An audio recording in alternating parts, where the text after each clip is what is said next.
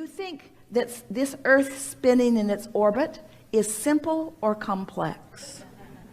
Think about it. When you think about all the moving parts, it is complex beyond complex. We can't even describe to you the amount of forces and things that are taking place that keep your Earth spinning in its orbit in perfect proximity to other planets. This is complexity that you can't even define.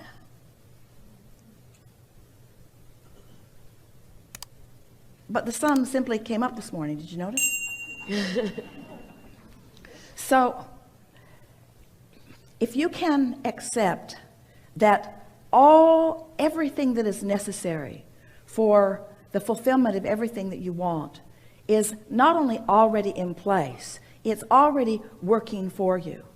And that your singular work, your simple work, is just to accomplish an atmosphere around you that allows the realization to show up when it does.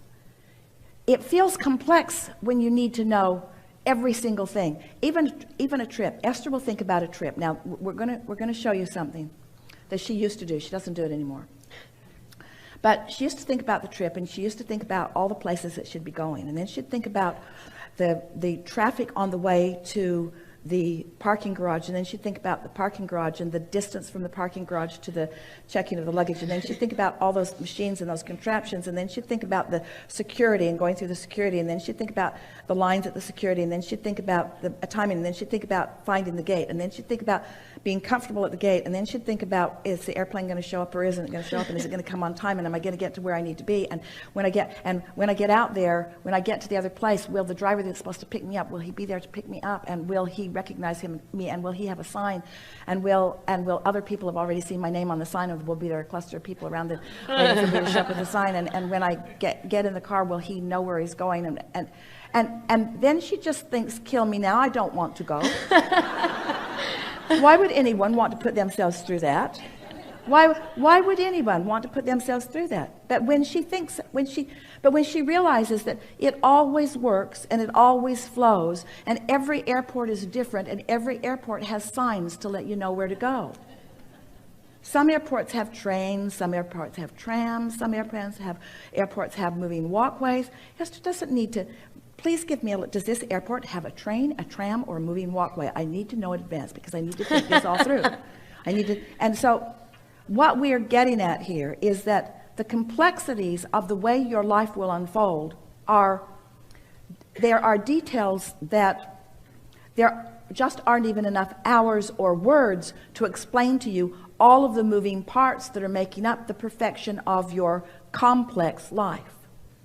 But if you would understand that your work is not to deal with the complexities, because most of those complexities have been a trajectory that's already been taken place, been taken care of, and that your singular work is just to find some way to focus yourself into an emotional mood or atmosphere that puts you in the place of being able to, can you feel all the words that we're finding here? Being able to realize the path when it's in front of you. And when you feel insecure, it's because you haven't been accomplishing that feeling of being able to realize, and so you've been standing in that place of trying to figure out too many things. You cannot think about what's going to happen later now with any sort of precision. In other words, you can't step off the curb before the curb is there to step off of.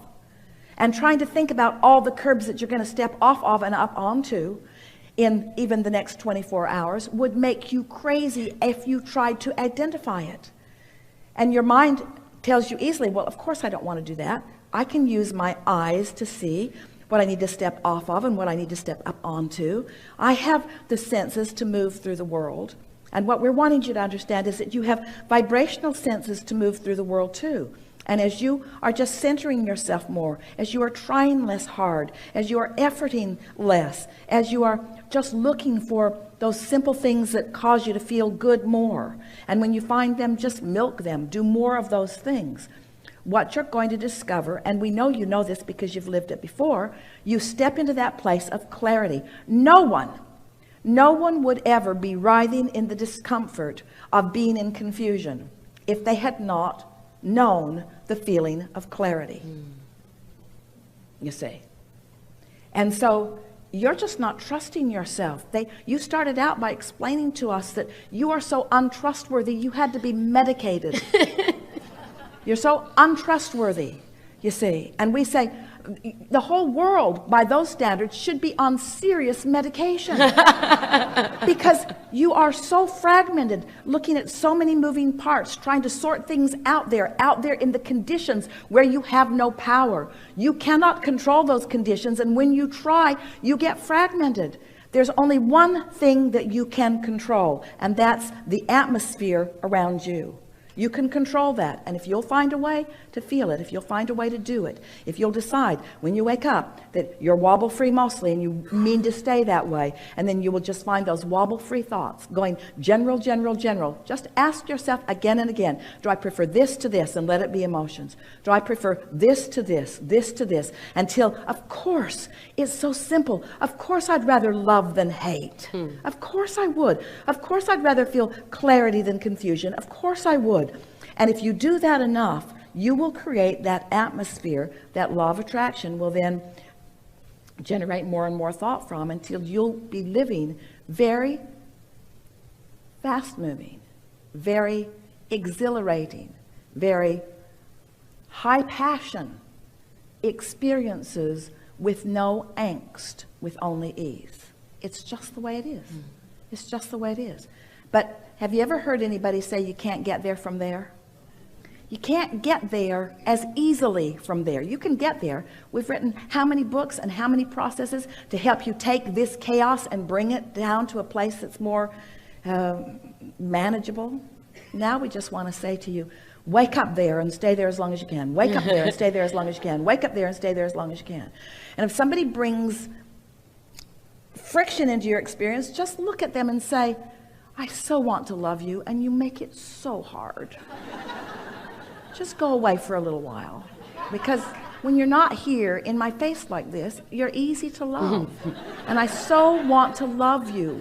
Loving you is what I do, but just go away just for a little while longer so that I remember how much I love you, okay?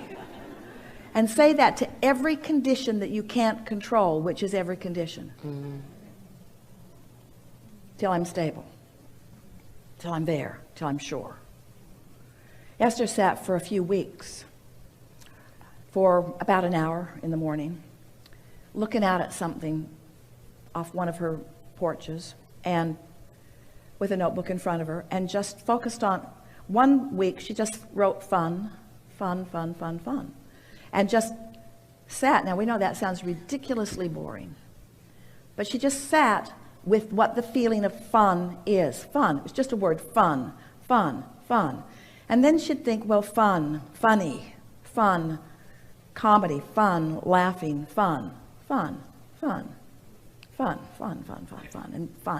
fun. And then she began thinking, fun, interested, interesting things are fun. I like to be interested, fun is interesting. Interesting things are fun. I really like to be interested. Fun. And before she knew it, just from that week or two of vibrational preparation, a whole stream of really interesting and really fun things began to flow into her experience. Things that she had never considered ever. She bought season tickets to the Spurs basketball games and takes full credit for their championship. She doesn't take credit for it, but she loved every minute that she was involved in it. That was fun. That was way fun. That was way more fun than anything that she ever thought that would be. Not only was it fun, it was interesting. There's way more to that than you know. Did you know? There's way more to all of that. Such fun, such pleasure, such delight she took from that, you see. And so you're not just going to sit and write the word fun until you devolve into a conditionalless state where you're just content to be. That's not how this works. When you focus without resistance, and law of attraction, which is always active, is now responding to your resistance-less vibration that you've got going on, the momentum begins to carry you into things, and you don't feel lost, you feel sure. You don't feel stifled, you feel sure. You're not wondering what's the right step. You know what it is. You don't feel controverted. You don't feel confused. You don't feel like, well, you need to talk to this person and see what they think, and this person and see what they think, and this person. You don't need to talk to anybody and see what anybody thinks, because what anybody thinks hasn't got anything to do, because you know what to do. You know where to step. It's a feeling of vitality and clarity and certainty and knowing, and nothing less than that will ever be enough for you. You can't go back. None of you. You can't go back. It should have been on the disclaimer. I acknowledge.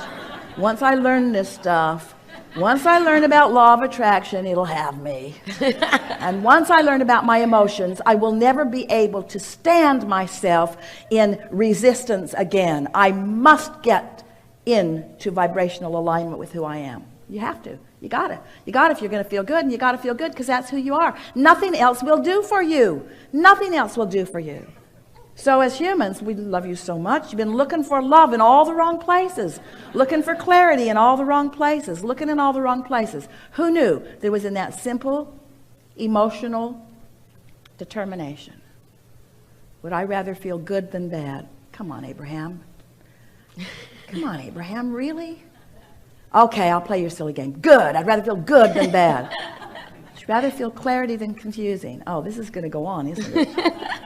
Okay, I choose clarity over confusion. Would you rather feel empowerment or disempowerment? Empowerment. Would you rather feel enthusiasm or lethargy? Enthusiasm.